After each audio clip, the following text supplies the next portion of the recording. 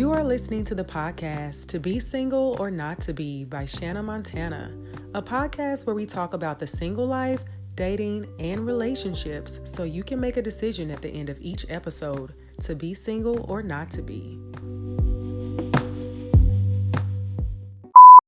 Today's topic is My Type, Nigga, That's My Type. Y'all know it's my favorite song right now. So, what we're about to do is deep dive into really what it means to have a type or a preference, and if that's really what's steering you wrong or right in relationships. Because I think that right now, my type probably shouldn't be my type. Like, I got a lot of opportunities in that area. So, I know I'm guilty of having a type that...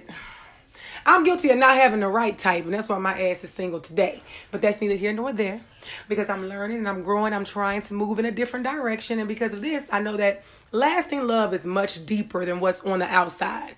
And in the past, my type has been what this brother looked like, and I know I got to be deeper than what he looked like. So that's what we're going to talk about today. You know, is it the preference that we have with our type, or the chemistry or certain attraction is what's, steering you wrong or right? And so I wanted to bring in some guests today in order to help me talk about this. So we're going to start with the people that have been here before. Miss Crystal. What's up, y'all?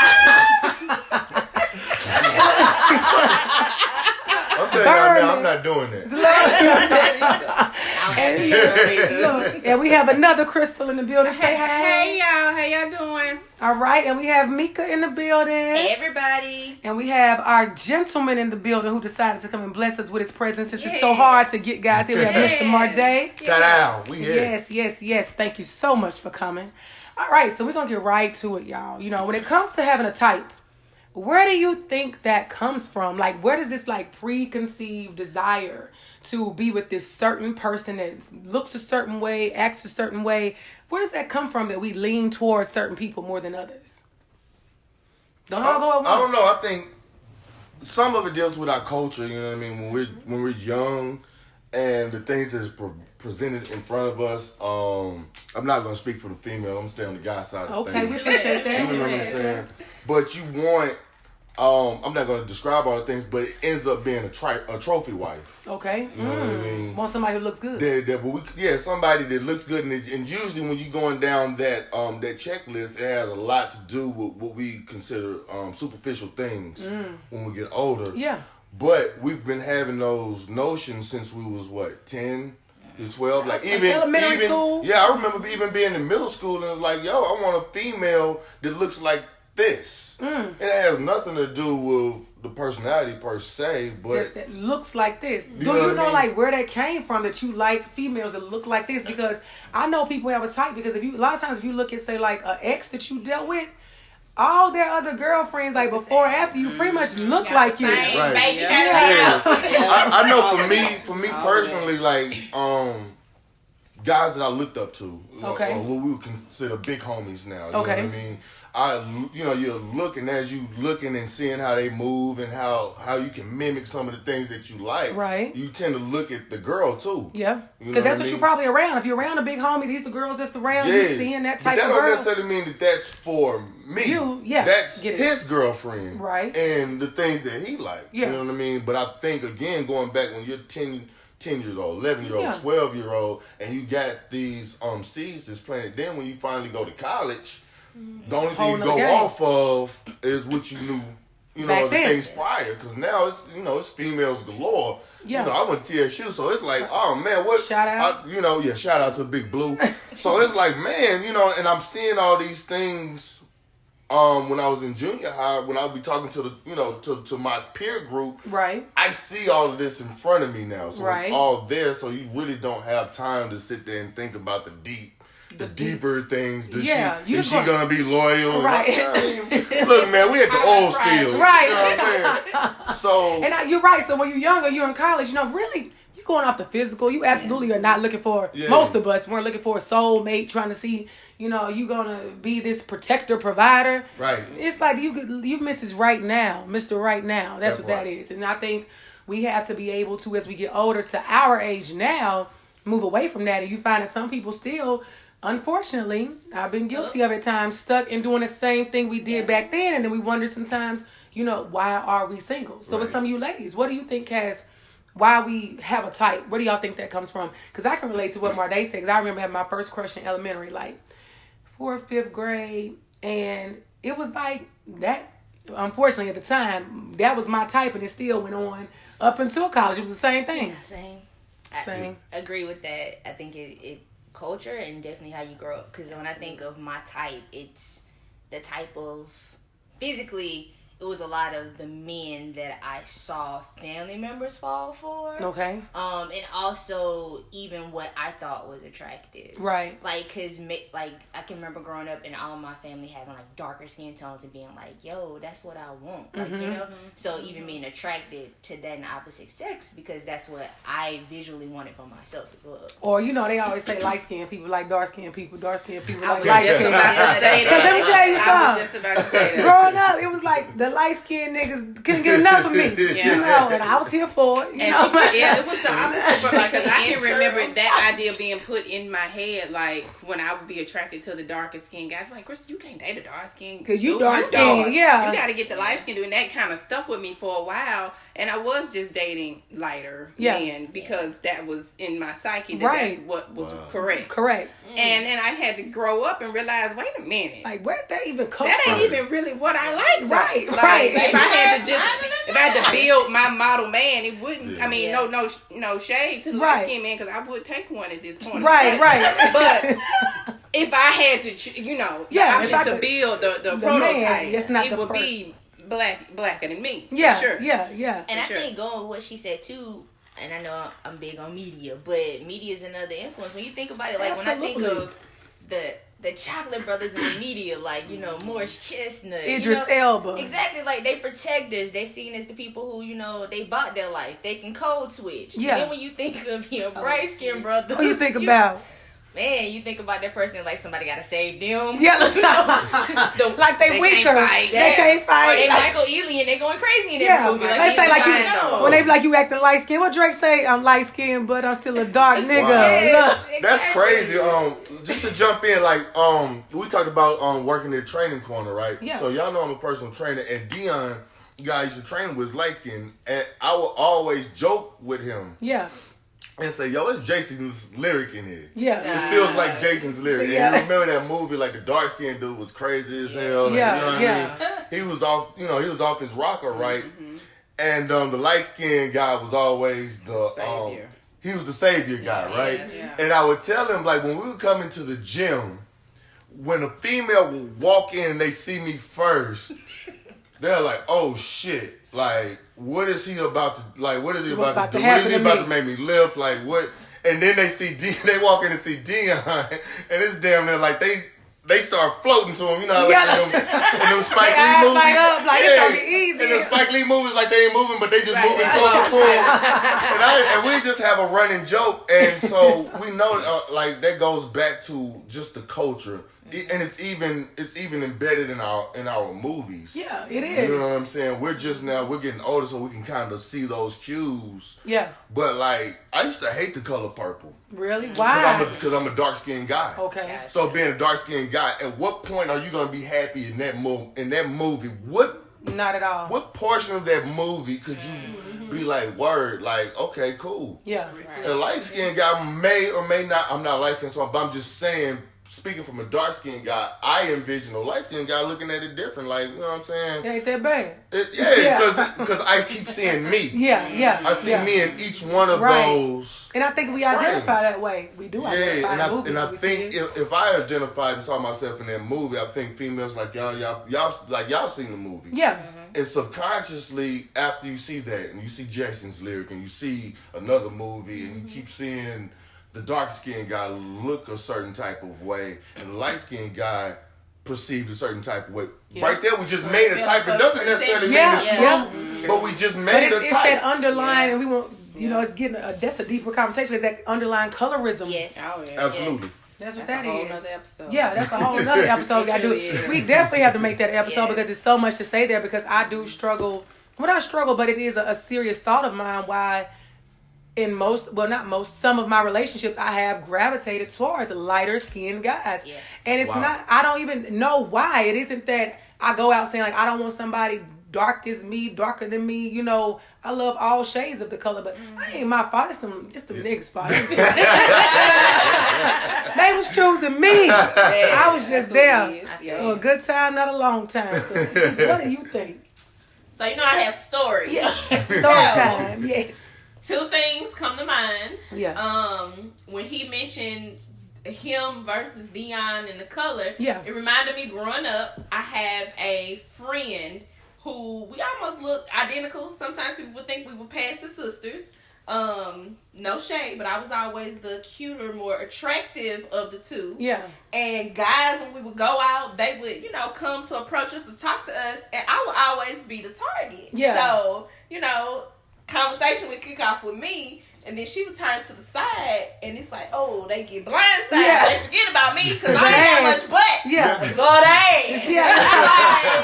Like, whoa. So she knew what her selling point was. Younger, she was always the pick after they seen the ass. Yeah, you know? yeah. So growing up, that was something that, you know, kind of discouraged me. I could never really, like, be in the same room with her. Yeah. Because she was still all the attention because my shape and my figure was different from her. I was right. more busty, but she had the ass. Yeah. So aside of that, my second thing that it made me think about, TSU,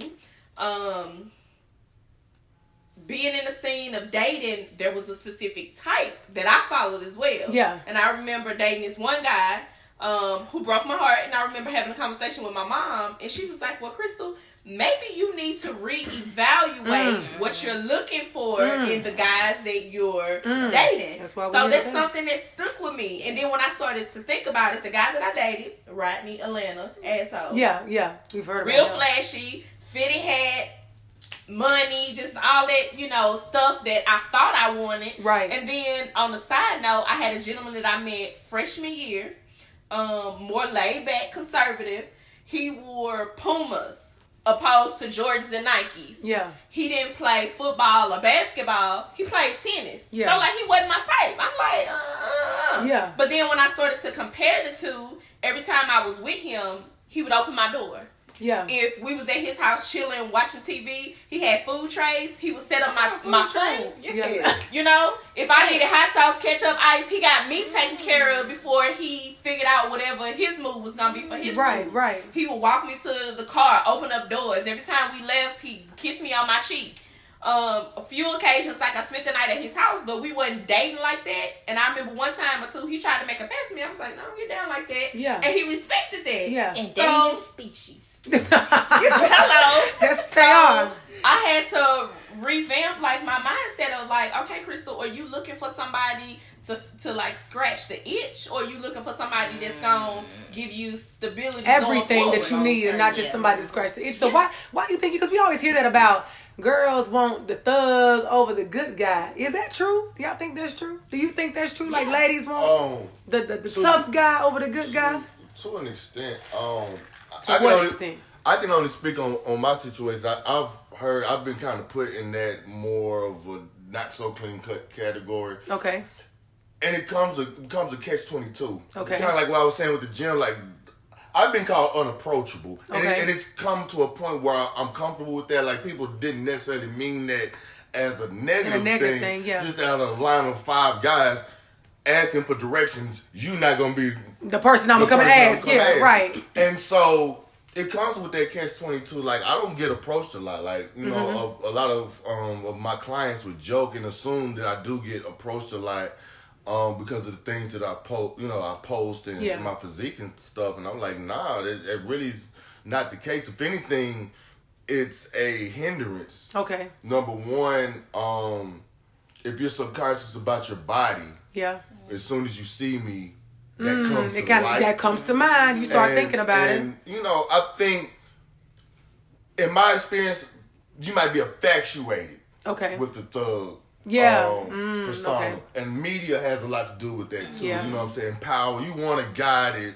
You want a ghost. You want a ghost. Somebody that looks good in the shooting and unload a clip. Right, look. Now, put on a the suit. female don't understand, when you get that in real life, this ain't no show. Right. When he unload that clip, he's really going to there's other things that come with that. So when you see it in real life, you're like, oh shit, I did not sign up for that. Right. So it's a catch-22. I think that's when that fine line between the media and real life blurs. Because real life ghost, the ghost is real life that ain't on that show. Yeah.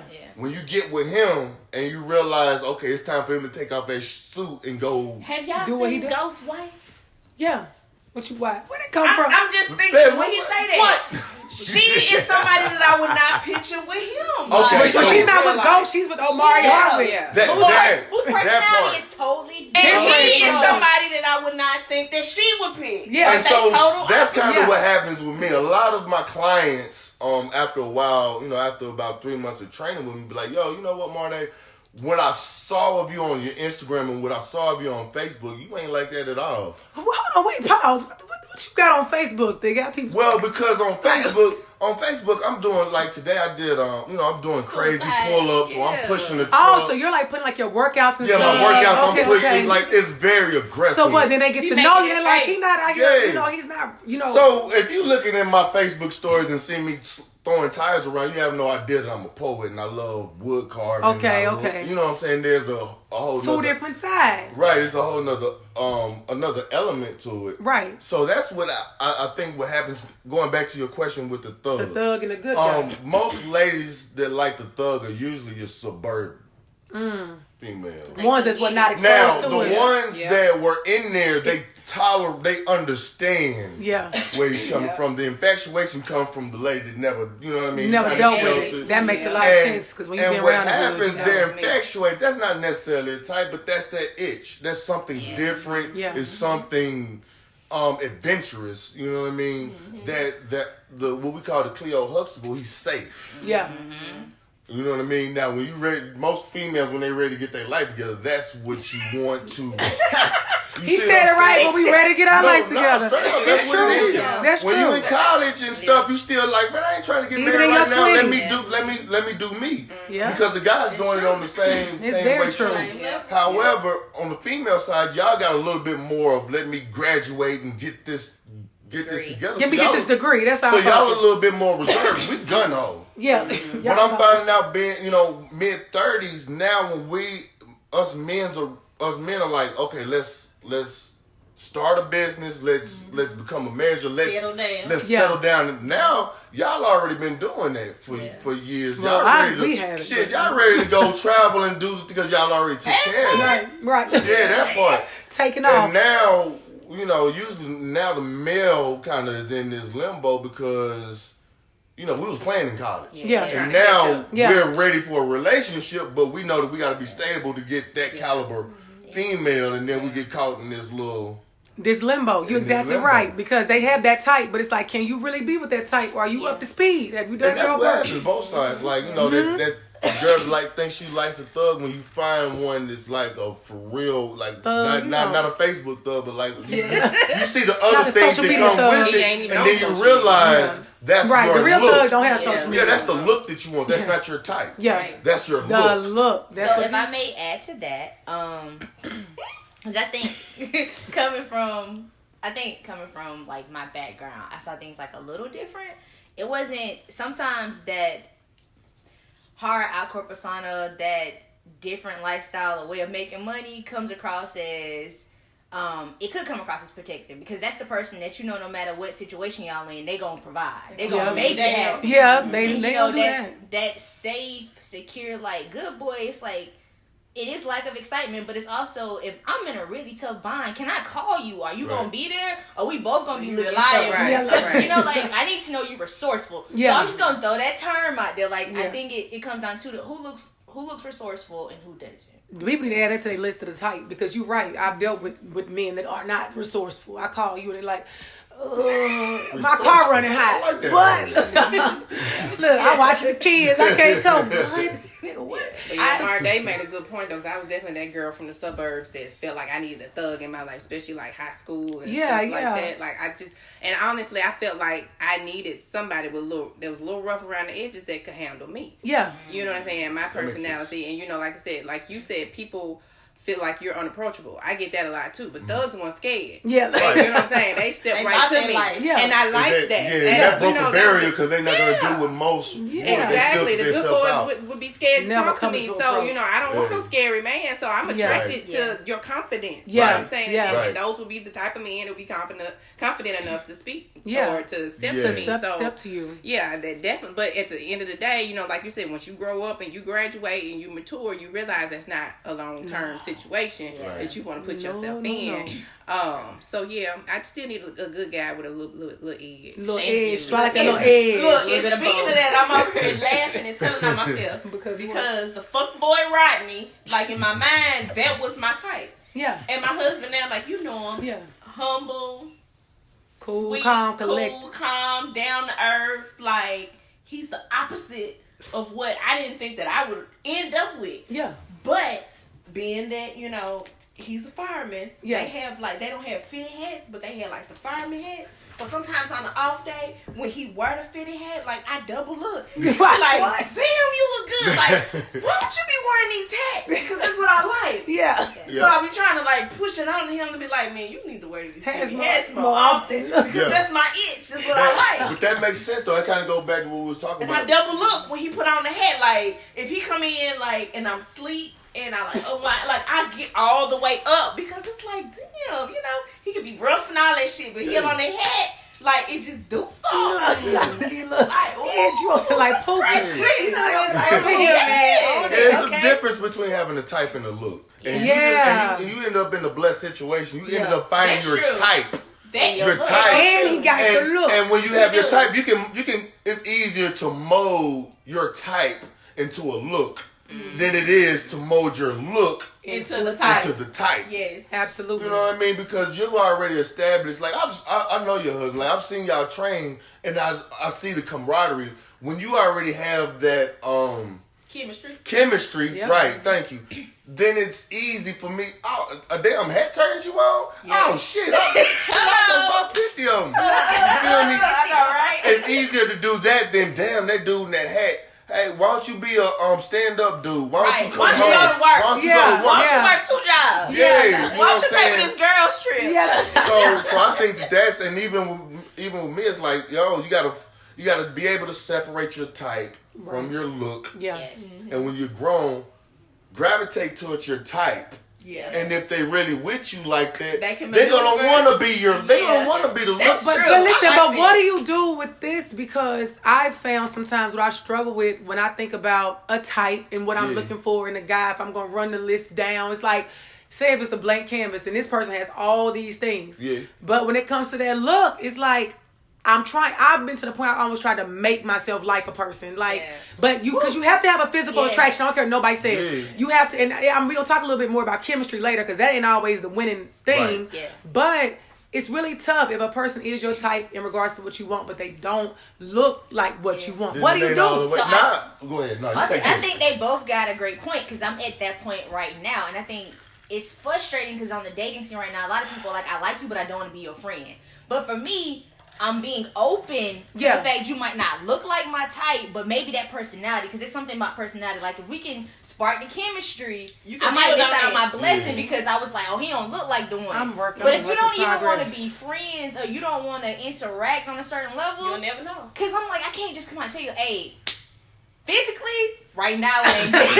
Like, I need to see, because, they tell you once you spend a lot of time with somebody, sometimes things start to change. They'll grow on you. Absolutely. Yeah. So I'm like, I need to spend some more. I need to be able to spend time with you so that that look can become, maybe what's supposed to be. What it's supposed to be. I just got caught up in situations like that where I just was spending time with a guy. I mean, he wasn't my type. We were just hanging out, doing whatever.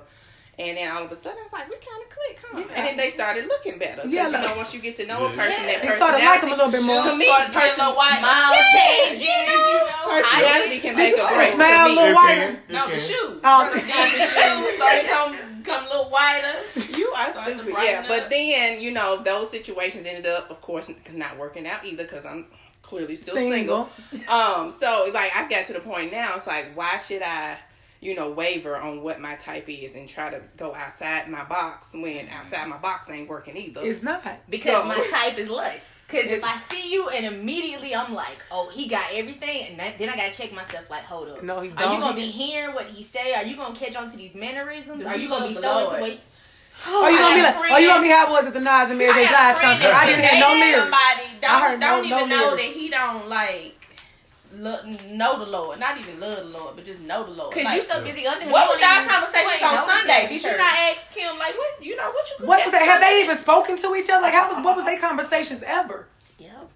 That's a red flag. But anyway, that's another conversation. But speaking of this specific friend, every time I go somewhere, I guess my personality, I talk to whomever. Right. It's a lot of nice. Like if I was single, you know how deep in these streets I would be. Yeah, right there with But considering that she can't find a man, I'm trying to help her find a man. Yeah. So, speaking of these braids, I was at Paul Mitchell getting my hair braided Saturday, and I missed your birthday. And I'm so sorry for that. But I was sitting there, and it was two young little girls. One looked like maybe 7 or 8, one about 10. And they were sisters. The daddy was getting his haircut on the other side. He ain't even in no barbershop. And I was like, it's odd, because I wouldn't come here and let these light-skinned people cut my hair. You know, they doing what they know. The pilgrims. So I was watching the interaction, and he was like, she want her hair braided such and such. And he was trying to pull up his phone to get a picture. And I was thinking, this is my social work counseling background. I'm like, they ain't got no female touch. They ain't got no women in their life. Because he here doing all the work. Yeah. So when he left, I asked the little girl, I said, so how often does your mama braid your hair? And she said, I lost my mama when I was in kindergarten. I said, oh. So that let me know you on the right track. Like, they ain't got no female in their life. And I love the way he interacted with the girls. Like, he was attentive. Like, he was sweet. Some of the stuff he was saying, like, Daddy will be right back. Just sit here, let him do your hair. I'm going to check back in with you. I was like, okay, he seemed like he a good guy. So I kept just watching and observing. And then when my time come to slide out of the seat and pay, I slid back over. And I was like, can I talk to you for a second? Yeah. And he was looking at me like, okay. And I was like, this real offbeat and odd, and I'm sorry, but I just need to know, are you single or are you dating somebody? Not for myself, but for my friend. Yeah. And he kind of chuckled. And I was like, I got a really sweet, down-to-earth homegirl who really needs a good man. And I was just watching, and I was like, not being too nosy, but I did ask your baby girl about her mama, and her, and she explained that the mama passed away. And he was like, well, to be honest, I am talking to somebody, and I don't do a whole lot of, double dipping. I was like, well, if it don't work out, can you please? I was like, can you walk with me to the car? Because I don't know her number by her, and I want to, So I ended up talking to him, and, like, the conversation, and I showed him a picture. He was like, oh, she's beautiful. And I was like, see, I can make this. But I called her and told her, she was like, well, what he look like? I was like, girl, it don't matter. This man's taking care of 2 kids. He getting their hair done. He taking care of himself. Like, he got a job. That is tough. Like, what do you do? Because that has been my interaction recently sometimes with people that I feel like I vibe with, and I like the type, I guess, but the look is not what I want. But he wouldn't be my type, but based on the interactions. Was he ugly? He was not ugly. He was not ugly. He was a little, but my husband's tall and thick, so he was a little on the huskier side of things. Okay. But his personality and just his charisma with his girls, like, my heart was in that milk. Yep. And then to know that mama passed away. Yeah. And then I asked him, I was like, I did the friend check. Yeah. So what you do for a living? Yeah. He told me you got 2 jobs. You live by yourself. These the only 2 kids, right? Ain't no hiccups or nothing. Yeah. She went down. We went through the whole shebang. Do you go to church? Okay, well, that's good. Yeah. So I feel like, sometimes you got to come outside of the box and be... Looks change personality. And there's a whole lot of them out there. Yeah. That's just like that. Mm-hmm. I can name 5 friends that's pretty much in that same the category of what? Of what she talked about. But here's the thing. They ain't gonna have Gucci and shit on. Yes. They can't afford Jordans. Nope. Cause they get their baby girls pregnant. When he walk in the club, he's not Ghost. He ain't gonna get that same, oh shit, baller alert. But it doesn't have to be a baller. Like exactly. So I sit there and think, and of course I'm not a female, I'm like, why come females can't gravitate towards these dudes? But is it something about their personality? Are they dry? They need to be confident enough to gravitate towards. And again, to right, and to No, they don't, because they so busy, like, taking care, like, they be taking care of their kids. They take their ass to bed so they can get up and work in the morning. Right. Go back home and tend to the kids. So they aren't even eligible bachelors. So they're just not out there as much. I mean, we go out sometimes, but like when we go out, like, I mean, people see that we're in the club, but they ain't really like. But are they approaching people? Are they? Are you? I don't. Nah. So, No, straight up. Like, I would like the theory. I would love. Like, I've been divorced, and after that situation, like, I like the notion of being married. I love what it did for me. Yeah, you feel me? But the new relationship that I want to get in, I don't have enough time for it, for me. Right. For what you want to give to it. And what happens, if I say that to a female, well, we can make this, I said, no, you can't. If I'm telling you, that's what I'm saying. You can't change you what don't I'm saying. understand it. Like at 10 o'clock and you call and you ask what I'm doing, I'm carving. Yeah. I'm making somebody's workout. Yeah. And 6 months of that, I'm going to lose you. Yeah. Unless you're the type to be like, can I come here? Could be, but I'm not. I am not, for that perspective person, I'm not going to even gamble that. No, and if he's telling out his mouth, if a man says, I don't have time for you, you better listen to him. You have to believe that. Yeah. Please, ladies. He does not have time. Anybody listening to this, when a man says that, he said please. Please, now straight up, seriously, man. Because I've had some females really thinking that I was trying to curb them, and that's not it. Yeah. You know what I mean? And depending on how they take it, they might still carry that baggage. I'm like, no. Yeah. Because it's so cliche that the players, men and women, is not you, it's me. Yeah.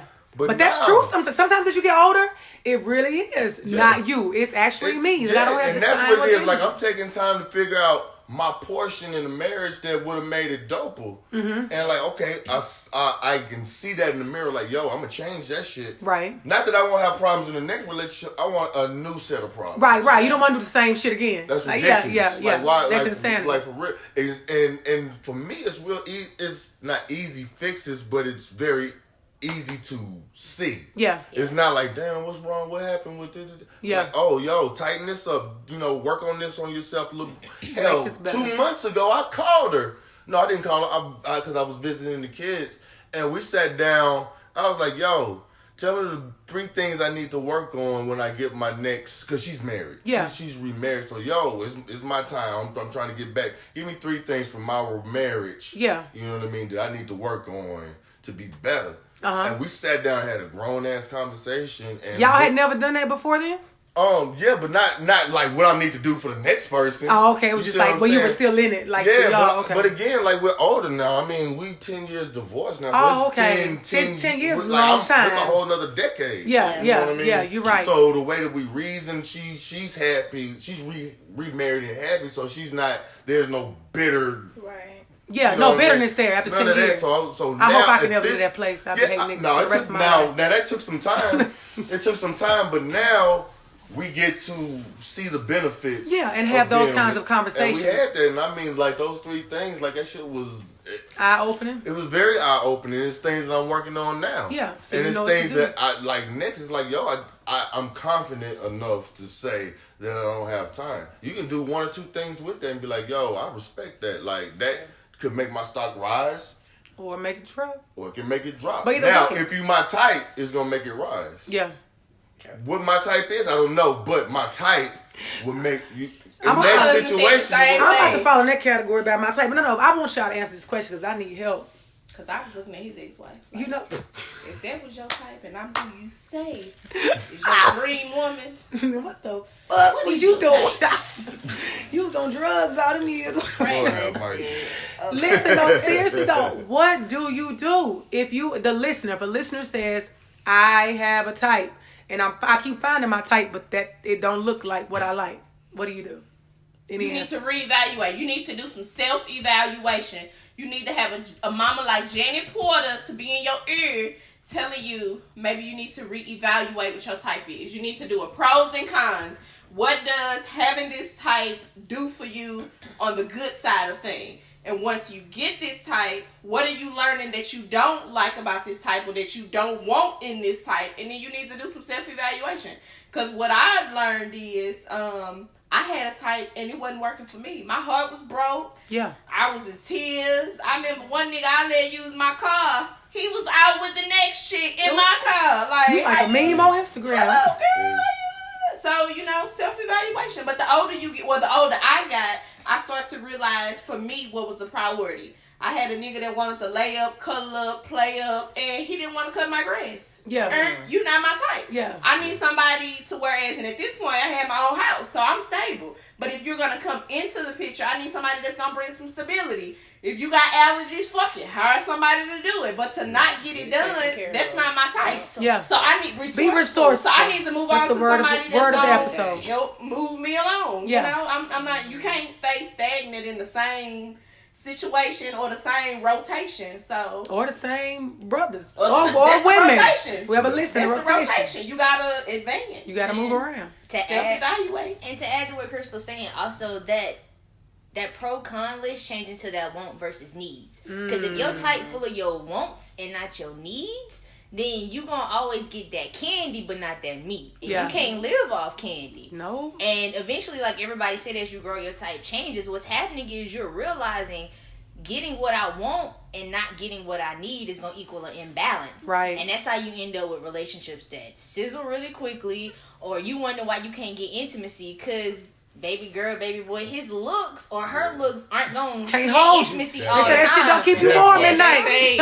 Because sometimes intimacy comes from knowing all the bills paid, the kids in bed on time. Like, you be surprised stuff that start to create, you feeling like, dang, babe, let's get it on tonight. From when you was, in college or in high school and you done had those type of responsibilities to as an adult. Yeah. And it's like, I can go to bed at night and know that everything's good. That same high. Yeah. That same orgasm, you get that knowing the bills is paid. You got a girl trip coming up. Yeah.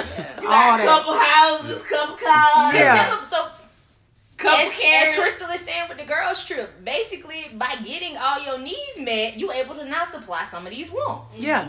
It goes both ways. So tell us. I think stalk your prey, man. Oh.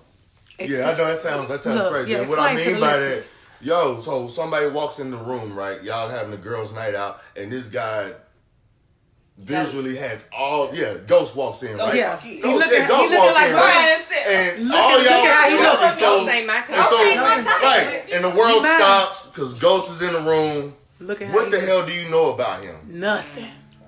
Have you seen him angry? Have you seen him read? Happy? Have you seen him read? I'm looking, like, when I look at females, like, unless I don't know you unless I've seen every emotion.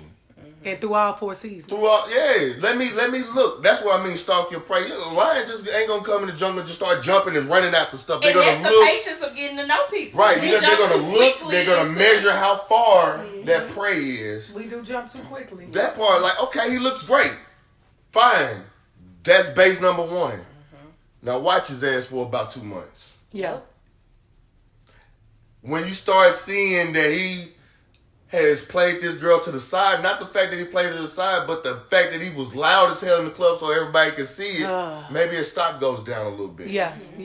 Maybe the guy, then you look and find out the guy don't look like Ghost at all. Really is a Sat there and bought that girl a drink and was like, yo, don't even start that shit. Like, you know what I'm saying? You still beautiful. Yeah. Does his stock rise? Yeah. So by just sitting and observing and taking in all the information, you get all of that instead of just being like ghost. Oh my God, ghost.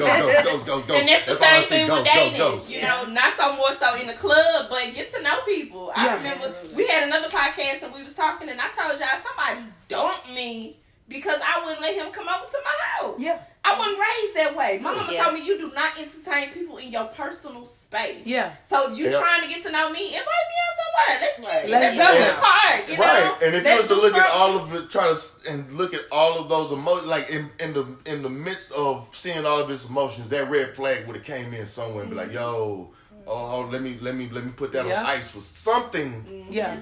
If you look hard enough, the clues will always be there. You'll see what you need. We've all done it. We look past them. Absolutely. We look past them. And that's your own grown decision. That's your own grown decision.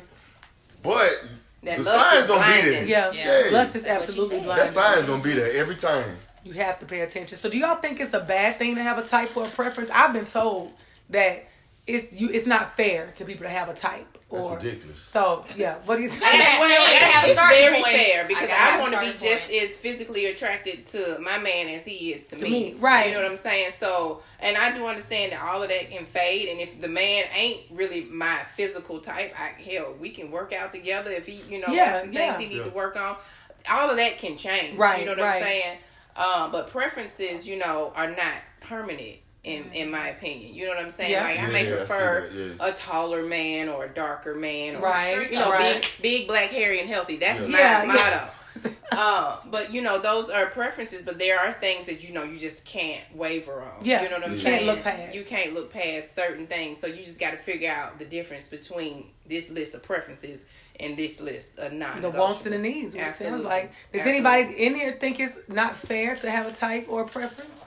Or is it like you have to have it? I look at type and preferences as standards. Okay. I think if you evaluate what your standards are in the person, then the type of person will start to, the law of attraction type of deal. You'll start matching up what your standards are, what you like really need versus what you want. And I think that's a lot. And like, might be why we're single right now. Yeah. We haven't encountered that because I finally realized like what I want, what I need, what needs to be present, and it's like it's the universe like just wait. I got somebody for you. I'm looking. I'm on the hunt. All my heifers is gonna be married. I'm gonna be that flower girl. And I'm looking. And I want y'all to know I am gonna have a grown flower girl. Just make it clear. Even when I shoot my shot, it's like, okay, it wasn't your turn to shoot. Yeah. You kept that ball. Was it premature? And sometimes we get impatient because I was impatient. The light-skinned Negro that wouldn't cut my grass. Yeah. If I was in a place in my life where I felt like I needed the comfort or the companionship, or if I was to settle, I'd probably be with him. Yeah. But I knew, like, no, I'm not going to be dealing with this type of bullshit. Yeah, so I let him go. But that was a disguise. And when I stopped talking to him, that's when I met my husband. Mm. But I wasn't looking for my husband. We actually met on the internet. And some people know the story, some people don't. But I was, like, in a real, like, I'm going to find somebody. Because he playing games. It's somebody out here. And I came across my husband. Wasn't gonna like pursue him or anything because his name is. Should I say his name? Yes. He been on here. He has been on here. His name is DeLorean. They about to first 4 letters is DELO. So they call him D-Lo. So his screen name was Daddy D-Lo. And I'm thinking like this a daddy with a dick down low like. Who comes up with these Who names? thinks of that? I did because you got hot girl, baby girl, 52. Open up, I was like, you meet this thing on MySpace? Black Planet. Right. It's been so long. Look, it was like Black People Meet or something. It was Soul Swipe, it might something have like been that. Black People Meet. It's been about 5 years. Yeah, it could have been Christian Mingle with that name. Nah. It could have been. But that was my perception. It was his name, and he is a father, so they call him Daddy D-Lo. But I almost got sidetracked with old boy that wouldn't cut my grass, and if I would have settled, I would have been stuck with him. So sometimes, we get impatient. And you have to look at the bigger picture of what your standards are and what the type of person you want to see yourself in the long run that's checking off all of your wants and just not the things that you need. Because, that shit get old. Quick. It'll take a while. So keeping it to the shorter version, if you have, for me, it's like a starting point. Because I do know what I gravitate towards. So what I'm learning is in positioning myself to find that person, also positioning myself in places where I might get that look, but also get that mindset as well. Mm-hmm. And like I said, it might take a while. Like, that's maybe another episode. Because just because he in church or the library don't mean he got that mindset. Mm-hmm. But you're more likely to run into that person in those atmospheres. Right. Mm-hmm. And he can still have the look that completely make you go crazy. But his mindset gonna be different. That's why, same thing with Shayna. She was at the trap music. I was like, what? What? Remember I told you better not ever show up in no trap. No, I wasn't even going. She saw I had clicked on Facebook, I got a interested. notification that she was gonna be there, and for me, It's that interested, and she gonna text me like, "You bet not go." Them thugger buggers, everybody on You the was there. No. That's why you single. And then we be watching CNN. Something that popped off at the No, trap it was a good one. It karaoke. was at 9 Bar Lounge. It was gonna be there. They had like a bootleg. She went straight to the news channel. She straight text me They like, "You popping bet not off. go." Like what? No, that is the wrong crowd. No, I don't like stuff like that. No, I feel like what you attract, just like you said, and it may not have been that exact place, but you have to be cautious about what you entertaining. Were you entertaining? You know, and I know we're of a generation where we like trap music, we like rap music, and I get it. Yeah. Maybe if they would have worded it to say, you know, it was like a bootleg. It night. wasn't the real trap karaoke though, y'all listeners. It was like the bootleg one that a local but bar the word was having. trap comes from dope dealers, yeah. the streets, the hustle. So you got to be mindful of a certain atmosphere that you entertaining. We need somebody that's saved, Christian, pay their bills. So let's go to a seminar about funny. Let's see what them niggas is in, you know. And you want to be able to tell your children and your family potentially where you met your spouse at. Go to it all. Y'all ain't gonna go to communion to find your man. You know? Well, I mean, it ain't gotta be that. It ain't gotta be that sanctified. But I don't like that for my friends. She gonna be in communion. Hey, Shit. And the same folks be in Mount Zion. I get the your point. African Street Festival, So, it is homecoming. But I do, for the listener's Not the perspective, trap. I do understand what you're saying about just being mindful of the places you go. If you are saying that you want to date or find your type or whatever that may be, just being aware of how you moving in the world, it makes sense. And this leads me to ask, when we're thinking about partners and the spaces we're in and how we're communicating and all that, how important do you all think chemistry is with you and your partner? And I want to say this because sometimes I feel like chemistry overrides our gut or intuition, because I've had great chemistry with some real fuckboys. And I found that, and we talked about this on another episode, that it's almost like when people ask, no, let me give this way. I listened to a YouTube video where a person said, you can have chemistry with a coworker. That might be why you guys get along. You have chemistry with a friend. That's why they may be here on your podcast. You may meet a guy that you have chemistry with. That doesn't mean you're supposed to leave your marriage of 20 years and go be with that person because you got tingles when y'all around each other. Also because it's just something new. You might have been with this person for X amount of time. And everything feels good when that shit new. You still got the emoji hearts in your eyes. So sometimes I think we make decisions or jump into things based off, we got a good vibe, the energy's good. The energy always great before you know anything about the person.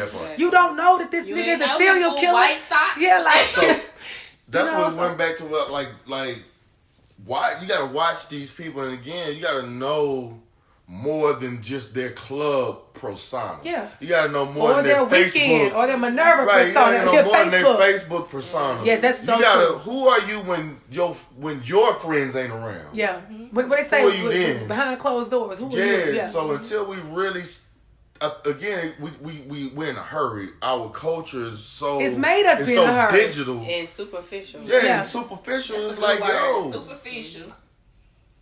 How can you get, again, in the atmosphere where I can see the real you? I tell all my homies, man, come to the gym.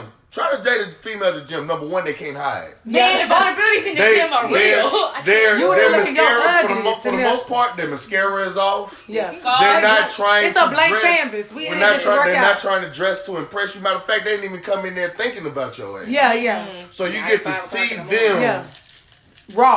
Raw, exactly. You get to see it. And me being a trainer, you get to learn a lot about a person by how they work out. Yeah. If you find excuses and ways of how to leave early and stop doing your reps in the weight room, I guarantee you it carries over. And it might not be detrimental, but it carries over to some point.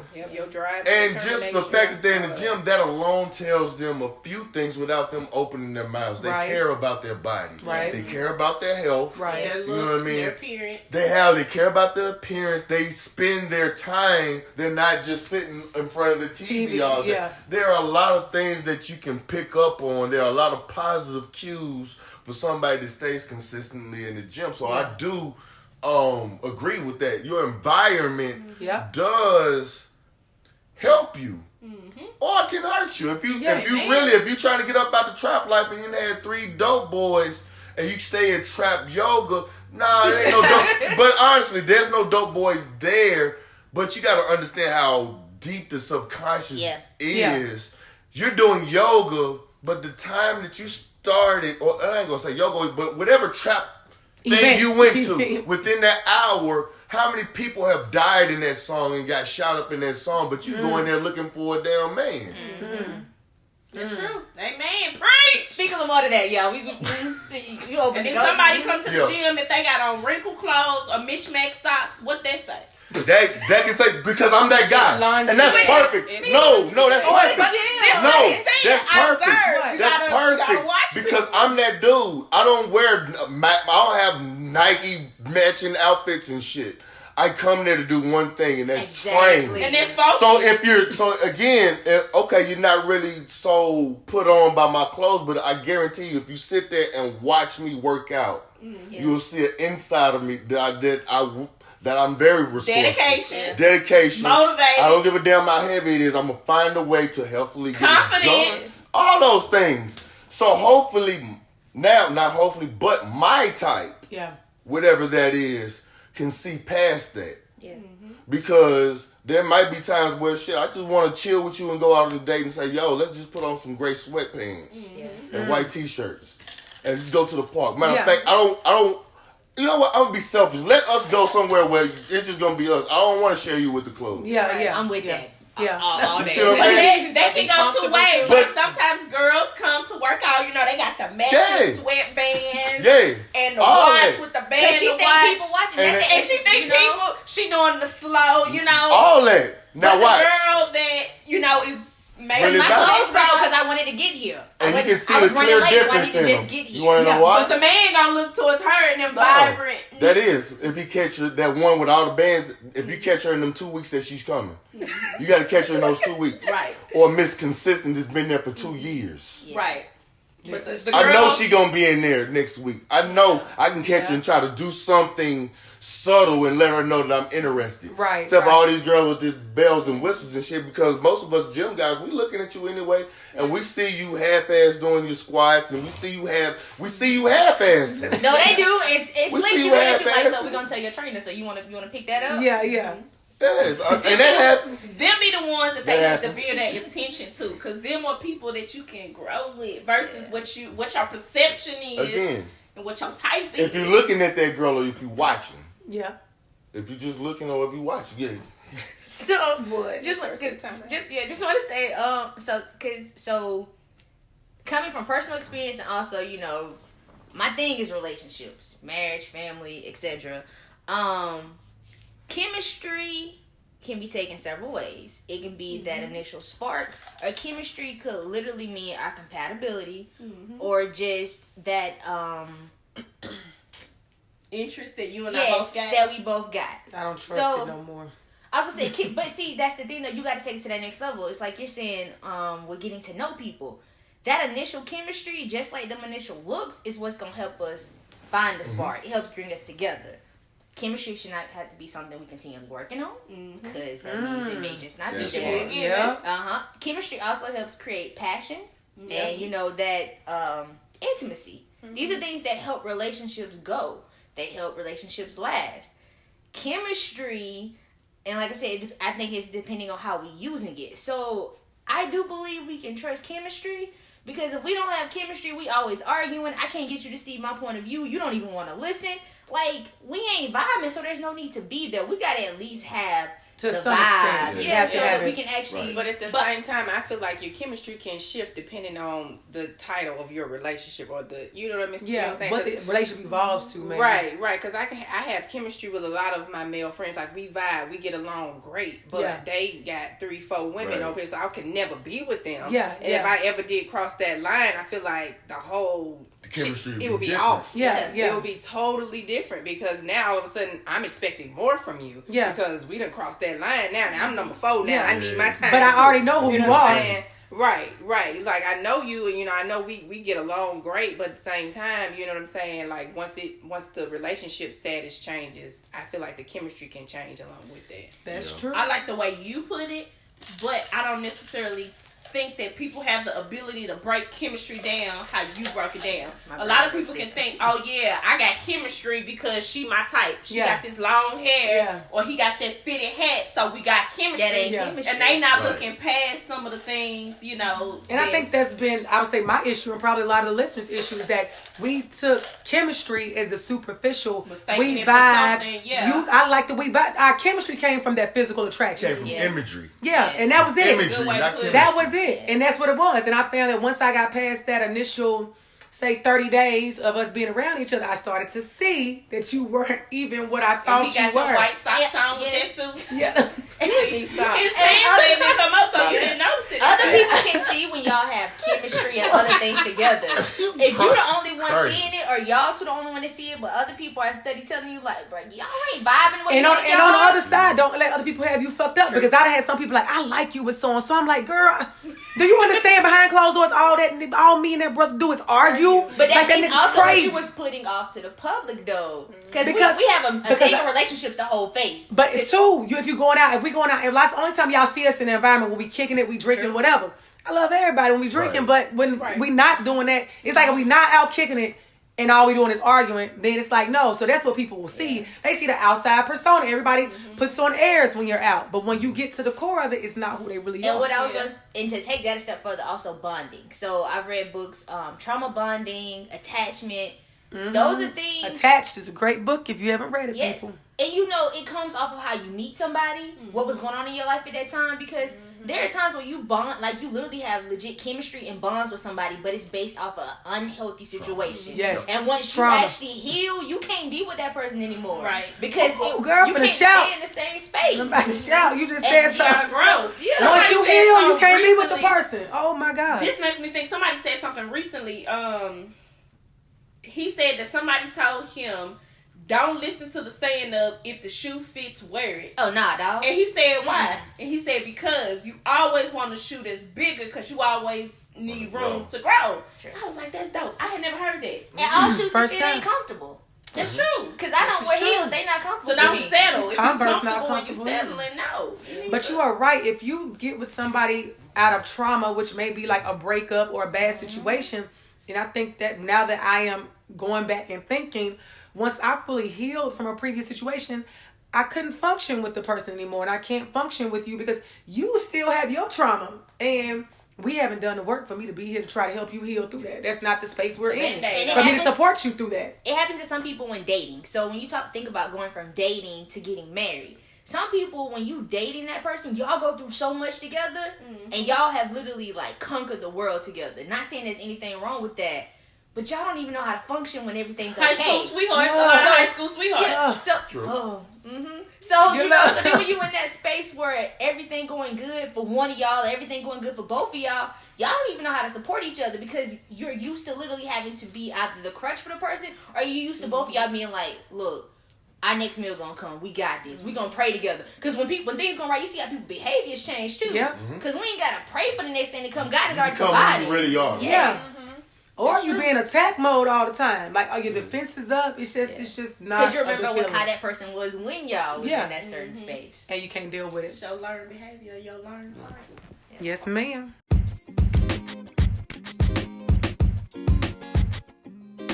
Okay, so for today's Living Single question, I'm really just going to shorten the paragraph that was sent in. So longer story short, girl has been with the guy for 5 years. It is clear that they are on the same page, or so they think, in regards to their relationship, like things are going well. However, girl wants to be married, and guy is very clear that marriage is not something that he values as important. Guy feels like we're in this relationship, things are going well, why quote unquote ruin it with a ring? What do you think I should do is the question from the girl. And really, I have to say, sis, you have to understand that when it comes to marriage or anything like that, it is a partnership. So you cannot marry a person that does not want to marry you. But if the relationship is going as well as it seems, then you have to look at that side of the spectrum. You know, do I try to fix what's not broken for the sake of what I think I want with the institution of marriage? So it really comes down to a decision you have to make. Do I stay in this relationship without the ring and stay happy? Or do I continue to press the issue to try to force this guy to marry me? and possibly ruin the relationship because the guy may get tired of the pressure or may just decide I don't want to be with you anymore because I'm not going to marry you and I don't want to continue to hear about this. Or you have to decide if what I really want is to be married, to be somebody's wife. I may need to walk away from this relationship no matter how quote unquote good it sounds, because is it really as good as it seems if you're with somebody that doesn't want and value the same thing that you want? So ultimately, as everybody says, it's ultimately up to you. You have to decide, but I think you really have to just break it down. What is it that you truly desire? And if marriage is what you desire, you have to evaluate it to see why is it that you desire marriage, which nothing is wrong with that. Why do you desire the marriage? Has it always been this way, that he's always been a person that did not want to get married, or did that change and he recently stated he didn't want to get married? So were you with someone who made you think one thing and then they changed their mind and now they're going another direction? Or are you in a position where you have to decide that I'm just going to stick it out and hope that he comes around to say he wants to marry me, or deal with the fact that I'm with a man who says he loves me, says he wants, wants to give me what I need, but doesn't want to marry me, even though that's what I want. So you have to look at all sides of the coin, and ultimately you have to decide, am I going to stick with it and stick with him if I don't get what I want in the institute of marriage? Or am I going to walk away and go find somebody and be with somebody who wants the same thing that I want? And also evaluate. You say the relationship is good. Is it really as good as you think it is? So that's my 2 cents on that. And make sure that you guys send in your living single questions via DM on Instagram, or you can inbox me on Facebook at Shanna Montana. And we're back. So we're going to do a quick round table to find out what is everybody's type in this room. And do you think, if you have a type, do you need to do something different yourself, or are you good with your type? We're going to start with you. Come back to me. Okay. So my type definitely has to be somebody God-fearing. It's my number one. Top of the peak, like, you just gotta love the Lord. You ain't gotta go to church every Sunday, but we gotta be on the same level spiritually. And I feel like with that, everything fall in place. Somebody that's God-fearing, hopefully will follow like the structure of being like normal, supportive, dedicated, hardworking, lovable, compassionate, great communicator. Everything. I need it all, the basics. So that's physically. Well.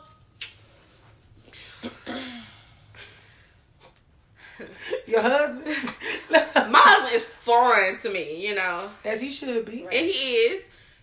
In the past, there was a certain physical type that I wanted. So tell us about that. What was your type in the past that you wanted? In the past, growing up in the hood, the dope boys, everybody got the 6-packs, the fitted hats, the dress demeanor and, their whole look. But now my husband, he's not like overweight, he's a chunky teddy bear. So I love everything about him.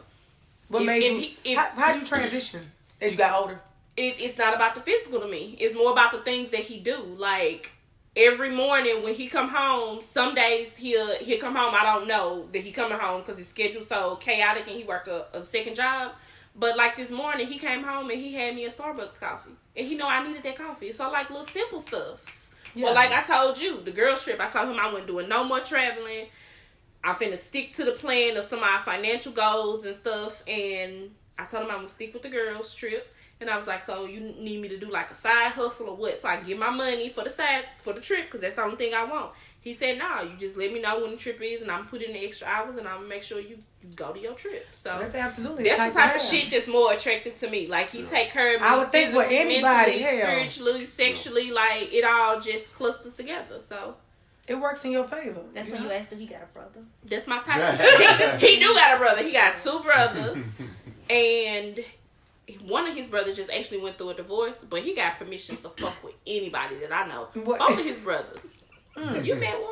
But no, we're looking at the what? You just met one. Crystal, what is your type? She's so out of control. Yeah. You don't play match like that. That's hilarious. She stay focused. That's what it is. So out of control. All the time. She gonna get married. She got 24-year-olds texting my phone. No, real talk. So sidebar. Because he listen. Sidebar. I'm trying to open up a business, so I needed to get another phone. So I had to go to the Xfinity to get this phone turned on, and I was in and out because Sprint had the motherfucking phone locked just clouding up my life and my day, and I don't know why they had the phone locked. But anyway, I kept going in there. Some days it was a good day, some days it was a bad day, because the phone was locked, and I was getting irritated. He was so humble and nice, and then, like, when I had a moment to, like, just meditate and think, I was like, that young man is really handsome. You know, I'm always looking out for my friends. Yeah. So I asked him, I was like, look, is you single? I got him the same line. Look, is you single? Come here, let me talk to you. Is you single? And he was like, yeah. I was like, okay, I got a home Pulling girl. somebody to the side. Yeah, and I was like, I need you like, to, he like... might have been old dude I told you about last podcast. I don't know what he looked His like. name was Ty. Oh, no, they same one. I remember his name tag. He was fine. And he was really sweet, very attentive, great customer service, good communication skills. Like, he just seemed like he just had potential. Xfinity give him a raise. Yes.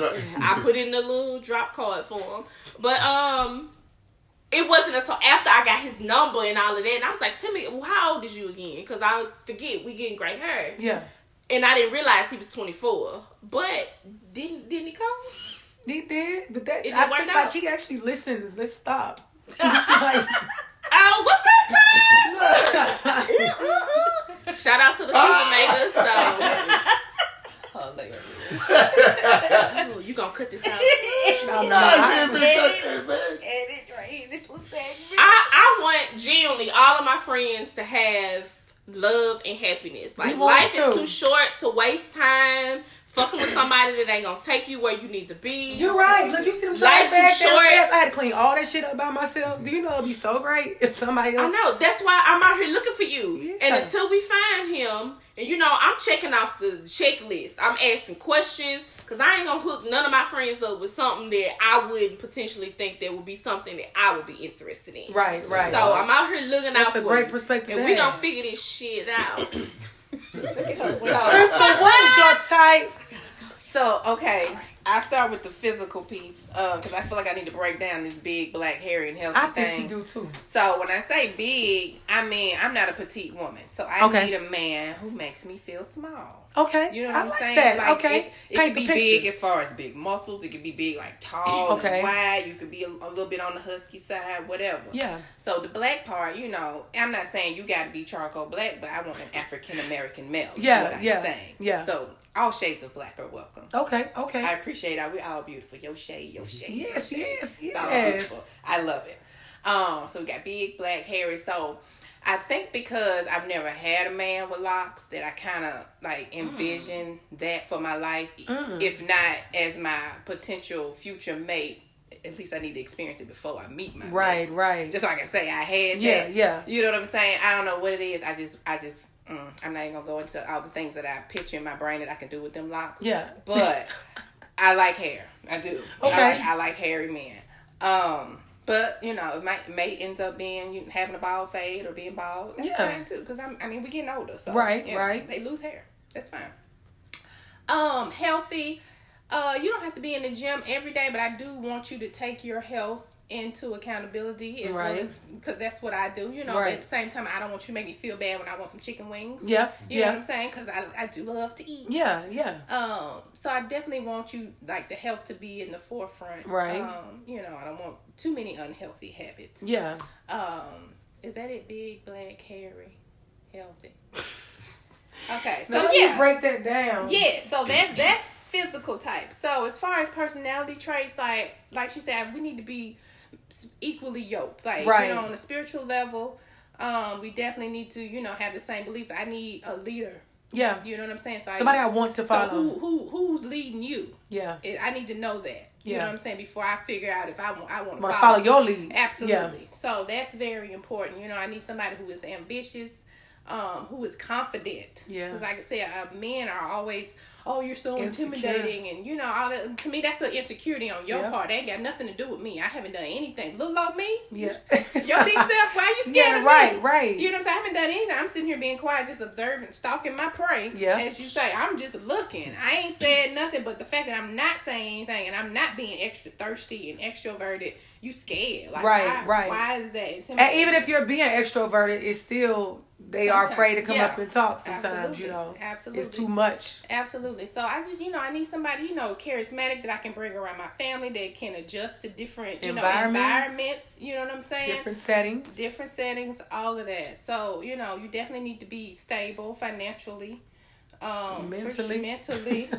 And if you're not, let me know up front so be able to communicate. Right. I need great communication. If you want medication. I should have said that first. Or after the spirit, like, can you speak to me in a way that I understand and it makes sense to both of us? Right. You know what I'm saying? Because that communication piece is where I fall. Consistently. Consistent communication. So I'm just going to stop there because I can go on for days with all these adjectives. So before we go on, the last episode you were on, you were supposed to go on a lunch date with somebody that was being sketchy. For the listeners, let's find out. Did you go on a lunch date? I went out to lunch. I would not call it a date. And I would say that it was not a date because I clearly went Dutch. I didn't know that was the plan. Oh, okay. We went to McAllister's. First of all, he left before I got there. He called me and told me he was going to be 15 minutes late. So we were supposed to be 11:30. I got there around 11:50. When I got there, my phone was in my purse on vibrate. So when I got there, I had 2 missed calls and a text from him. The text said, "I'm here." So I go in McAllister's like, okay, where you at? And so I called. He was like, "Where are you?" I was like, "I'm in McAllister's. Where are you?" He's like, "Oh, I left. I didn't think you were coming." But you just texted 11:43 that you was here. So you could only wait 7 minutes. Yeah. And you're not going to turn around? He turned around. Oh, okay. He was like, "I'm sorry, I just didn't think you were coming. I thought you were mad at me because I was like, why would I be mad at you? You let me know up front. And I said it was cool that you were going to be late. Right. And I adjusted my schedule. Right. So and the reason why I was so pissed, Mardae, that he couldn't wait 7 minutes for me was because prior to that, our communication, it would take him hours, if not a whole day, to respond to some of my messages. You know what I'm saying? So I got to wait hours for you, but you couldn't wait 7 fucking minutes. Yeah, okay. Yeah. You know what I'm saying? Yeah. So I had to give you the context. That's cool. Yes, Context. got to give you a little context. I'm not like just petty. Like, Right, you know what I'm saying? That's So cool. at that point, I already knew. Okay, we ain't doing this ever again. This ain't it. You know what I'm saying? I'm gonna make it through this lunch or whatever. So, when he got there, there was no line, nobody in front of me, nobody behind me. I'm just standing there waiting on him, looking at the menu. So he comes in. I'm thinking he's coming in this door because that's the door I came in. But he came in this door over here. So I didn't see him come in. So he comes in and he taps me on my shoulder. Was like, "Hey, how you doing?" And goes to the other register. Order his food. I hadn't ordered nothing yet. I'm still standing there waiting on him. But I'm standing in one register. He taps me, says, "Hey," and goes to the other register. I said, "Oh, well, I guess we ain't together." Yeah, it's clear. That's fine too. Right. I can pay for my own food. I do it every fucking day. Yeah, this is fine. It's fine. So, paid for my food. He paid for his food. We went and sat down, and I just let him talk the whole time while I ate my salad because I was going to enjoy my lunch that I paid for. Right. Did he try to include you in the conversation, or was it just about him? We had a little bit of back and forth, but I wasn't really interested at that point anymore. Had been turned off at that point. Yeah, I was totally turned, and he got more and more unattractive as I sat there. Because I shot my shot. That's what happens when you stalk. Yeah. Because you sit there and look. I mean, the same thing in the mirror. Like, you might put on the outfit, and when you sit there in the mirror for a second, the longer you look at it, it's like, you know what? No. This ain't it. It wasn't it. It wasn't it. And I was just like, And then so I had to get back to work. So my lunch break was only an hour. He was actually on vacation that week. And so, I got up and I was, well, it's good to see you. He was just like, yeah, don't be a stranger. You don't be a stranger. I'll make sure I'm a fucking stranger. How about Goodbye. that? Wow. Okay. And yeah, so I haven't heard from him. He hasn't heard from me. So that's fine. That's probably what's best. Yeah. That's probably what's best. Yeah. So what you say, girlfriend? So I'm going to try to keep this real short. I've been doing a lot of praying and and the interwork. So this is like timely for me. So I will say what my physical type in my head is, but I will also say with that I'm purposely now trying to have relationships on a friend level so I can get to see that, because I understand that for me, the physical is not going to give me what I need mentally. Right. So, physically, I'm all about the, chocolate. I don't care if it's short, if it's tall. What is packaged like? You don't care? Yeah, I love, it's something about the chocolate, it has a glow to it to me. No, seriously, I'm just like, man, this brother could be in the sun or in the winter in a trench coat, but that chocolate just look amazing. Listening. locks, bald head, in between, it don't matter. Yeah. I love facial hair as well. But I also recognize that the men in my life have varying degrees of facial hair, but they make it work. I also know I love a deep voice. That kind of don't waver though. I'm just like, okay, when you talk to me, I need the voice, because I need to be able to close my eyes, and because I like phone conversations. So I need a deep voice. Feel like you Barry White. Come on, which also means certain ages, they don't have that. Yes. Also a great smile. Not afraid of looking me in the face. Like I like to look at your eyes. Yes. So like, and I say that to say, it's not that he necessarily has to have bright eyes or whatever, but I need you to be able to hold the gaze. So eyes I can see. And then I guess if we still going with physical, okay, so none of these I guess are physical anymore. I will say, to the point where you were saying big, I've always had a thing about smaller guys, because I was like, I feel like I'm a bigger woman. And that concept of like, if we playing or something like that, and you go to pick me up, like, oh man, like, she gonna be like, dang, my woman fat, because, like, he ain't strong enough, So like, but then I realized too, that's an insecurity on my part, not his. So I needed to you gotta work on that. I needed to check that. So as far as things that aren't physical but still have that physical component, he gotta be able to give great hugs. That's all your plus. I was fucking around with a nigga. I had to stop talking to him because he just gave the best hugs. He had nothing else to offer. Because when I'm feeling some type of way, hugs can make me feel better. Taught you how to hug like this. Yes, therapeutic. And I was reading somewhere that said, like a 20-second hug has other healing properties. Yep. And my friends tell me all the time, like, man, like, you give the best hugs. But I think that's because I know, like, for me, hugs make me feel better. Especially if the right dude. Yes. Man. So that nigga should be making bitches pay to hug him.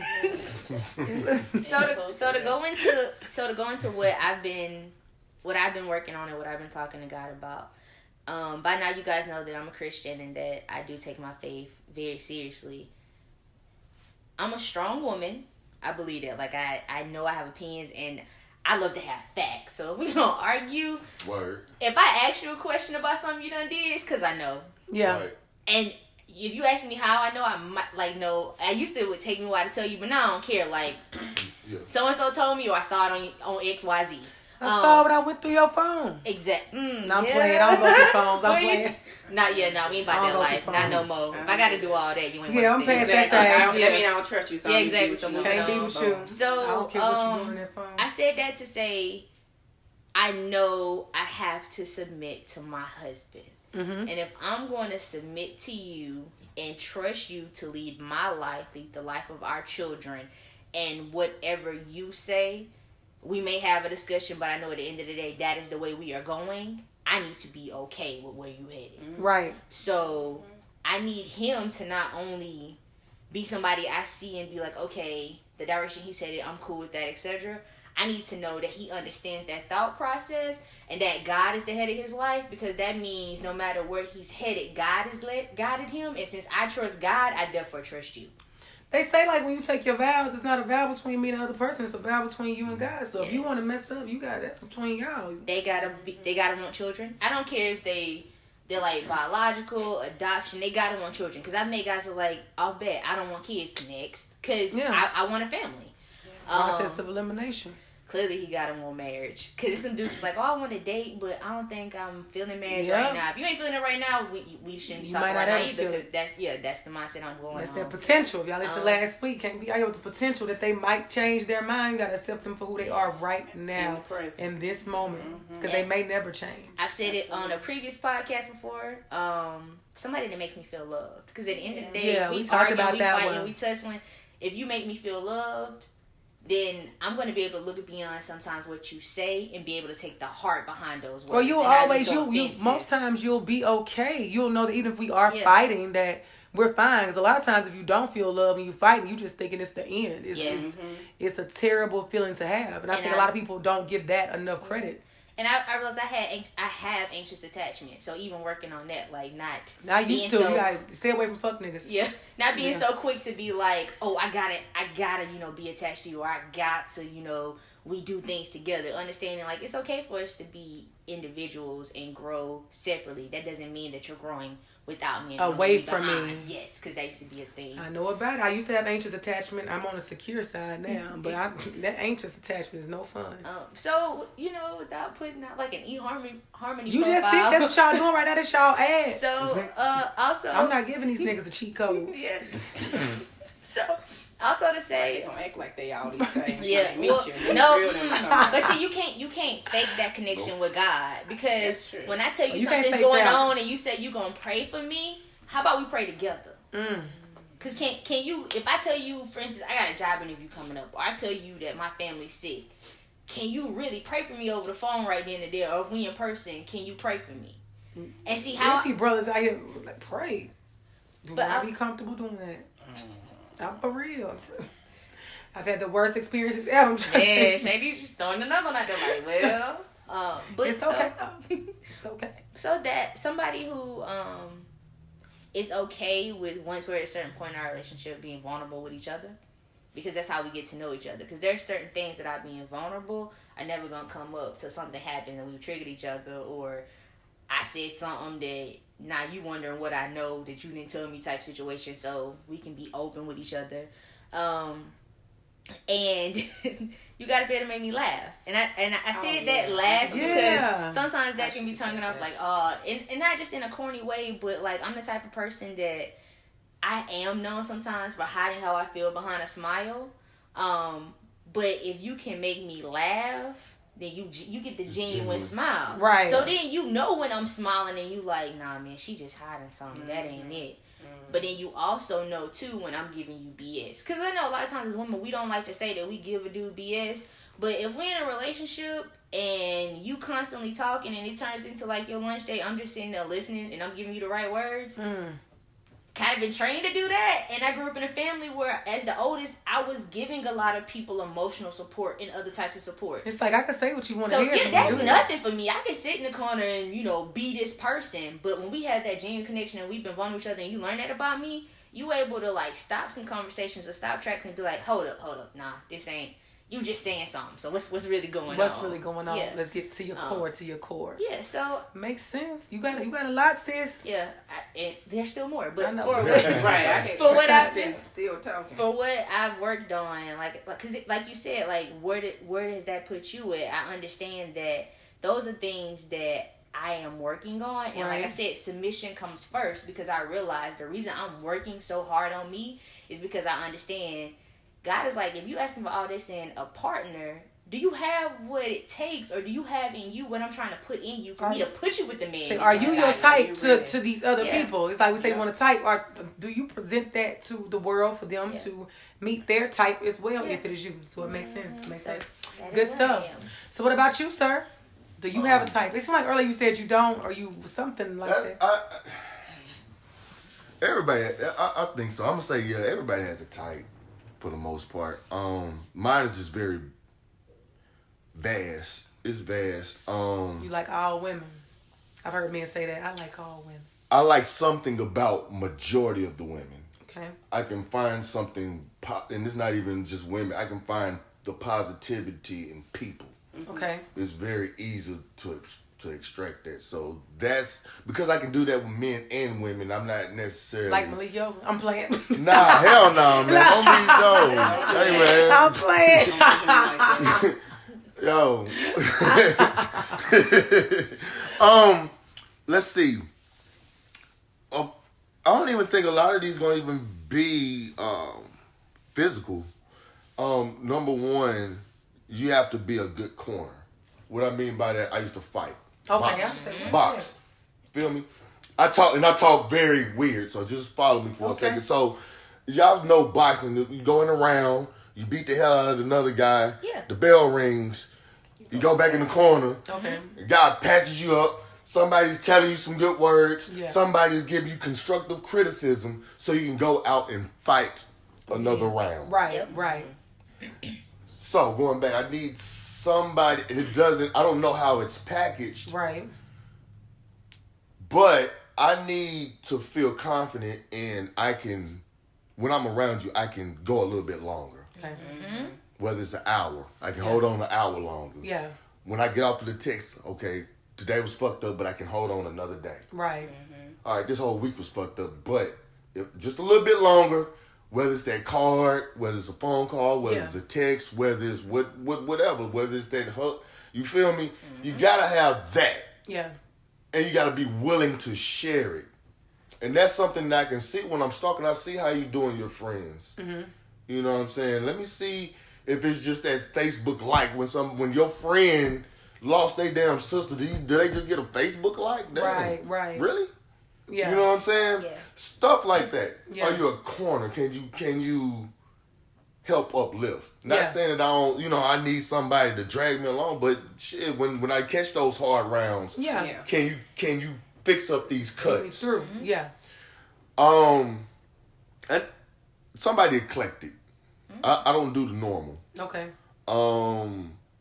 My peer group does not get me. I'm weird as hell to my own peer group. So therefore, if I do get approached, it's from women that are typically about 5 to 7 years older than me. Because I remind them of men back then. Hopefully not. Well, unless they son is a solid stand-up ass dude, then maybe. So the eclectic. Somebody that can understand that I love throwing tires around. I'm gonna do this Spartan race in this mud, and then I'm gonna turn around and do a poem, and I'm out here wood carving. And for some women, that shit just too much. Like, dude, you just, I need me a ghost. Yeah. You on some black hippie shit. Yeah. But I need somebody that's kind of like that, not an Erykah Badu, but a aura of that. When I'm sitting there with some turquoise and I'm sitting there messing with turquoise and crystal quartz, that you're not going, oh shit, you doing voodoo, you know what I'm saying? Or if you have no idea what I'm doing, my type would say, Dave, what you doing over there? Yeah. I'm over here fucking with crystals. Why you doing that? Yeah. Because it does this in my aura. Yeah. Well, can I see one? Yeah. That's my type. Curiosity. Not judgment. What's that shit you over there doing? Yeah. You always playing with rocks. You got your little crystals. Yeah. Your little. What you doing with your little crystals? Yeah. I pick up on stuff like that. Yeah. You feel me? So I need somebody that's not ingrained into the just the American culture. Yeah. Which brings up to I like cultured women. Yeah. I don't care what culture that is. I think women are beautiful when they in Asia wearing the Asian culture. Yeah.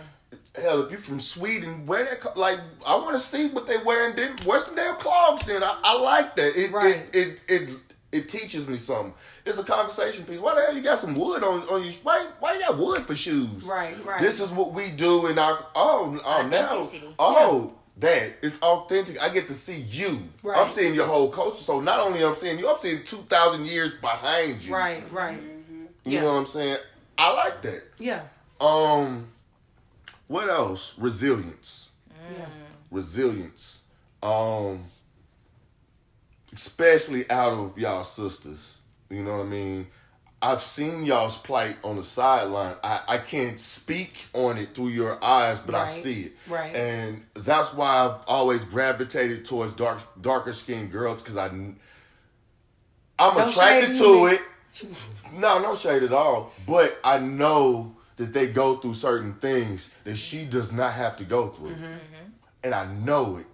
And I know that they keep it. Mm-hmm. Because I've had to deal with it. Right. So it's a common denominator. Yeah. You know what I'm saying? So when a female can sit there, and it doesn't have to be, you don't have to hashtag it all day. I see your black girl in there. You ain't even got to hashtag that shit. Yeah. I see it. It projects out. Yeah. Jill Scott, celebrity crush. She is, like, me being a personal trainer, a lot of females think I want a female with, 6 packs and all this. No, I like the way you wear your health. If Jill Scott became 150 pounds, that ain't my Jill. That ain't what I want, Jill. Go eat some damn chicken. Yeah. Because the way that you embody your body, a little body can't hold all that power. Yeah. You need some sturdiness. Yeah. So it's all about that. I love seeing thicker girls get on the treadmill. It's an attraction because I see what you're like the dark skin. I see what you're fighting through. Right. You might not think like I know the whole story, but I know that it took you something to get on the treadmill. Yeah. And to keep doing this in front of everybody.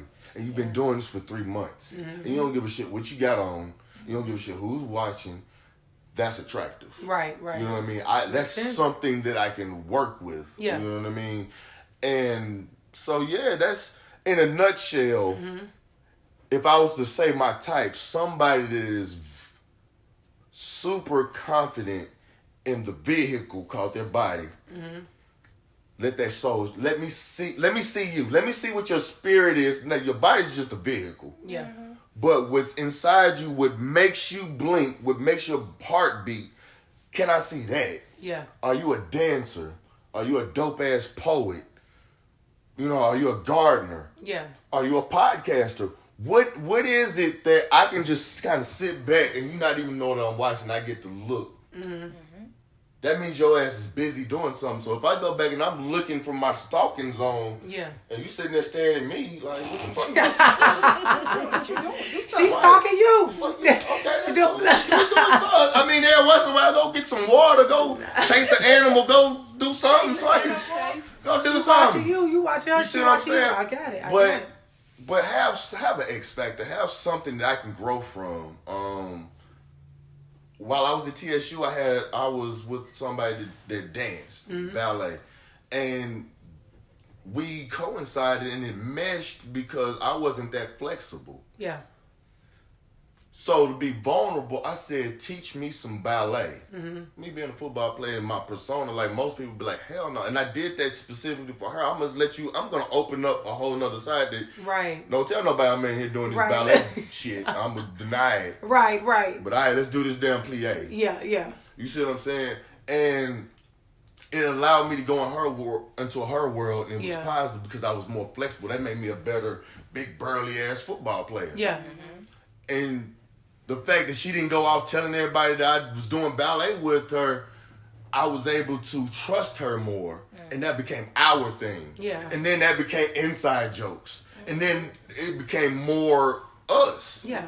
You know what I'm saying? But if you don't do nothing, you don't move me. Like okay, like... Yeah, you gotta be doing something. Not because just sitting still. After a while, I'm gonna bear witness to your lack. What's gonna happen, Mardae? You always doing this personal training shit. This and that and this and that, and resentment comes. Yeah. Because you ain't doing nothing. Because you always feel like you're gonna have you chasing behind me. Yeah. Because I mean, not that I'm not paying attention, but I'm engaged. Yeah.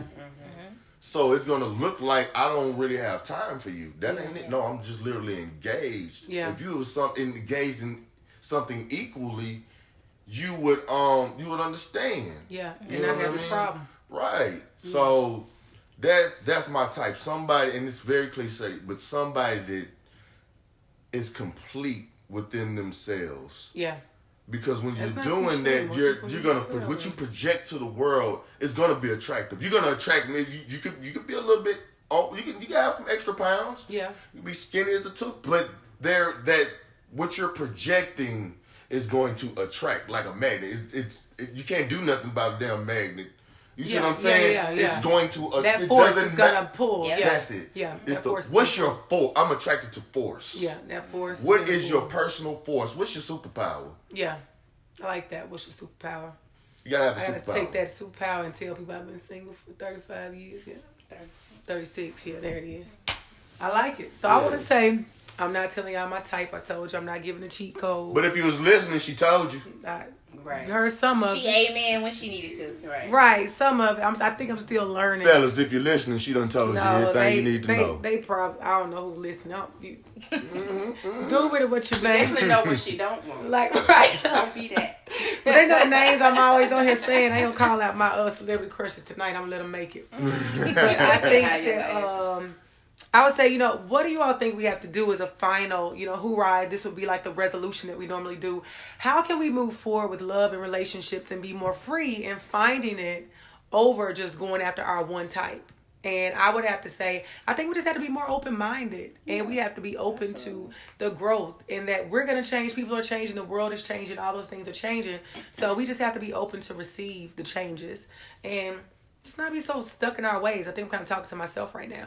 But don't do that. You said no. I'm agreeing. Because my whole thing on the last podcast, I was trying to get out of my introverted self and take control of my dating life, and that's why I decided I was going to shoot my shot to this nice looking young man, even though it didn't work out. But it's still the positive that came out of it was it gave me confidence to do it again. If the opportunity shall present itself, I would feel more confident to do it again. So definitely stepping outside of my comfort zone. And even going, because he was big and black, but he wasn't hairy. He wasn't hairy. So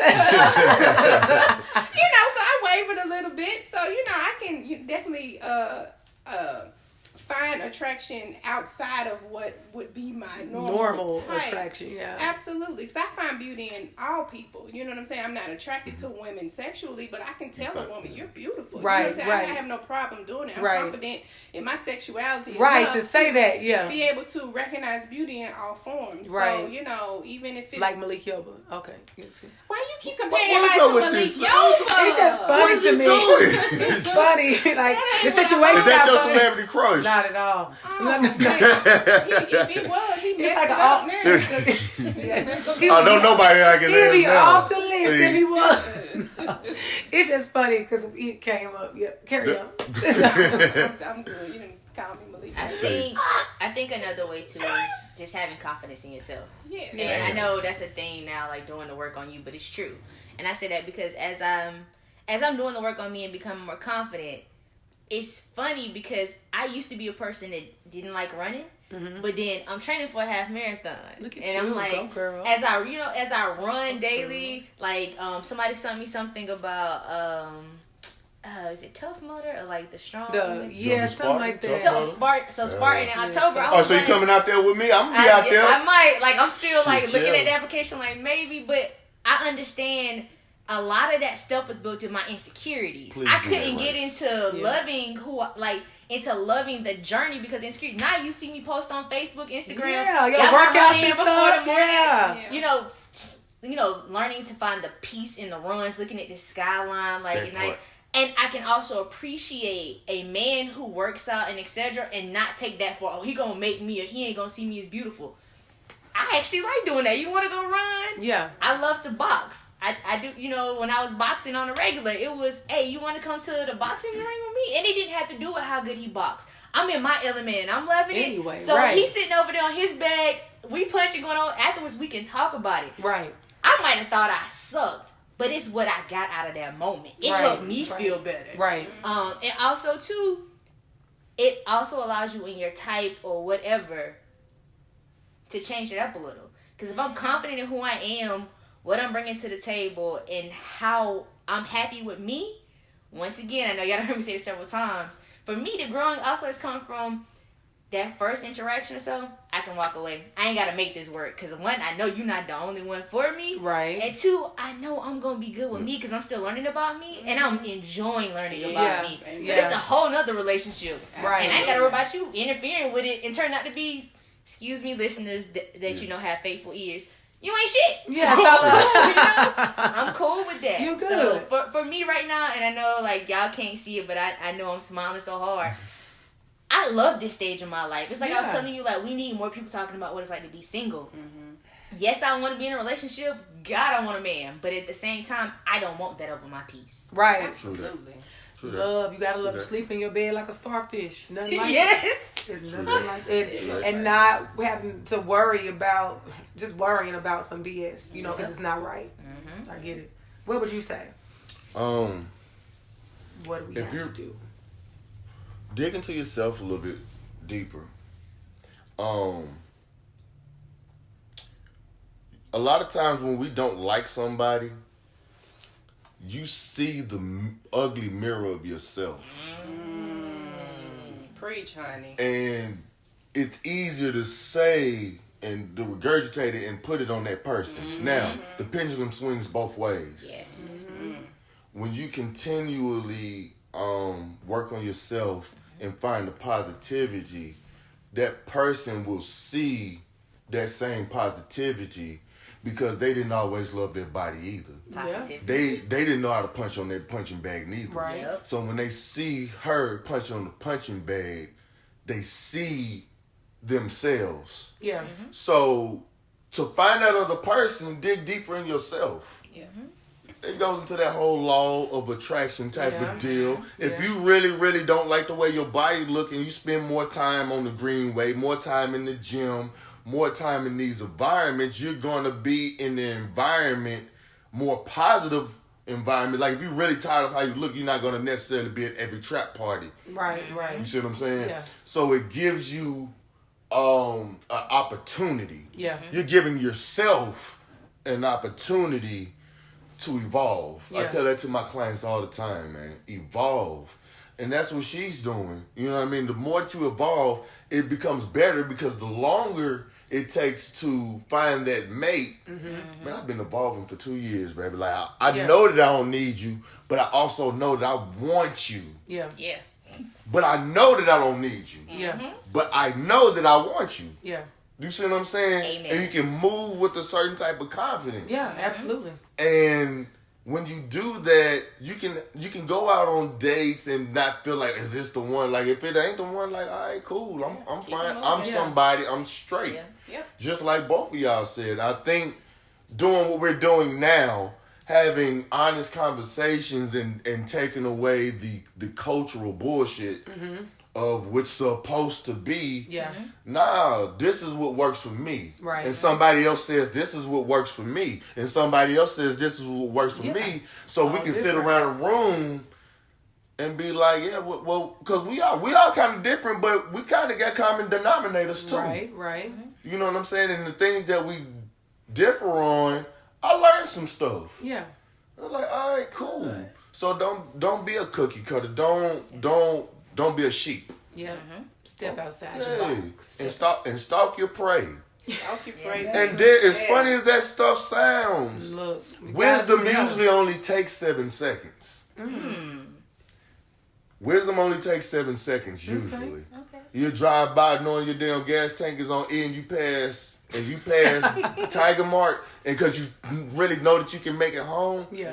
it really takes you 7 seconds to turn the car around and put the gas in the car. Yeah.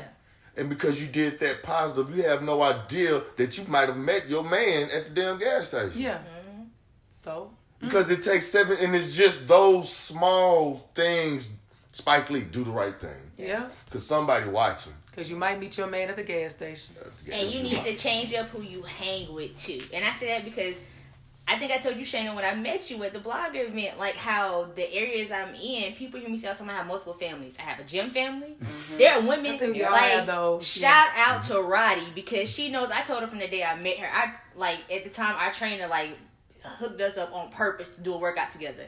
Cause I was like, yo, she got something I see that like I admire. Not competition, not I want to be like her, but something about her when I'm in a room with her, I see her Instagram, whatever. She inspires me. Yeah. And then also, even with you, I was like, a podcast, I don't know if that's something I want to start myself, but I admire you for doing it. And what you talking about, I feel it needs to be talked about. Absolutely. And I'm inspired every time I'm in this room. Now we got a male Right. perspective, and I'm like, Finally. I'm learning. And it took some of my coworkers. That's how I got into training for a half marathon. So now my workout schedules look like I'm in the gym and I'm running. So like, even the places I'm in have changed. So my mindset had to change. I can't be depressed about how I look no more because people have invited me into places where they're going to love who I am right now while encouraging me to be somebody better. Exactly. Yes. It's all about the space you're sitting in. Absolutely. Couldn't agree more. And I think that's a great way to end this episode. So give yourself a round of applause. The guests, as you guys know, are always appreciated. Your opinions are valued. And we'll be right back with the Montana Minute. Tell them bye, guys. Bye. Now this brings us to the Montana Minute. The first thing, it is okay if you have a type or a preference. You just have to make sure that you don't allow that type or that preference to move you in a direction that's really not the direction that you need to be going in when it comes to relationships based on what the person looks like or what you aesthetically think is pleasing.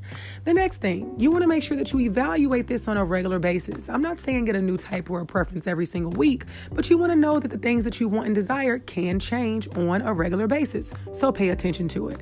And the last thing, really take the time to do the work to figure out what you like on the inside and on the outside. They go hand in hand, and it's okay if you want somebody that looks a certain way, but just make sure that if they are fine on the outside, that their soul is fine on the inside as well. So I leave you guys with the question as always, to be single or not to be. Signing off, Shanna Montana.